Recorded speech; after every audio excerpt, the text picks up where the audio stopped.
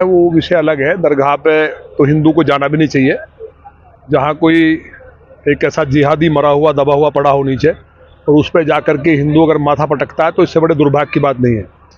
देवादिदेव महादेव भगवान विष्णु, भगवान हमारे देव नारायण जी और हनुमान जी महाराज, हमारे यहाँ खाटू श्याम जी से लेकर जहाँ आदमी जाना चाहता है, ईश्वर एक है, उसके रूप अलग है।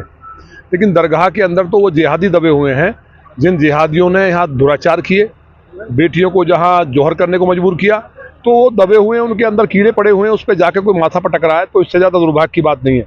ये तो मौलवियों का अच्छी बात है, उन्होंने ये कहा है तो हिंदुओं की आंख इससे खुल गई कि कम से कम वहाँ ना जाएं। हमारे पास जो खुद जो मुस्लिम हैं वो अरब कंट्रीज में भगवान देवादिदेव महादेव की पूजा कर रहे हैं, मक्केश्वर महादेव की।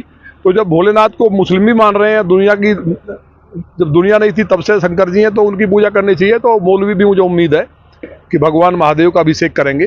अभी पिछले दिनों भी एक प्रत्याशी ने भी किया है और तमाम लोग कर रहे हैं, तो पूरी दुनिया में सनातन का झंडा फहरेगा।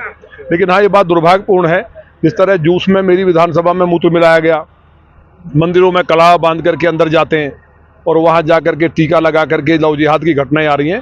तो हमारी विधानसभा में तो कार्यकर्ताओं ने ये शुरू किया है, जो हमारे अपने कार्यकर्ता हैं, कि जो लोग डाउटफुल हैं उनको चेक करिए, उनको देखिए, अगर वो मंत्र पढ़ सकते हैं तो ठीक है, मंत्र नहीं पढ़ते हैं तो उनको जरा अंदर ले जाके तलाशी लेना चाहिए कि इनका खतना हुआ है कि नहीं हुआ है।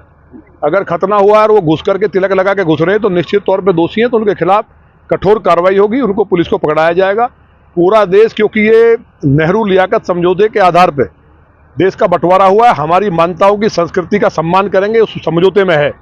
आज पाकिस्तान के हालात ये हैं, यहाँ सब लोग मजे से रह रहे हैं, लेकिन ये जो मौलवी और कठमुल्ले हैं, जिस तरह के स्टेटमेंट लगातार देते हैं, कभी एक बार नहीं बोलते कि जो जिहाद है किसी प्रकार का, मूत्र तक डाल दे रहे हैं, थूक दे रहे हैं, उनके खिलाफ एक मौलवी नहीं बोलता है। ये बहुत बड़ी साजिश है।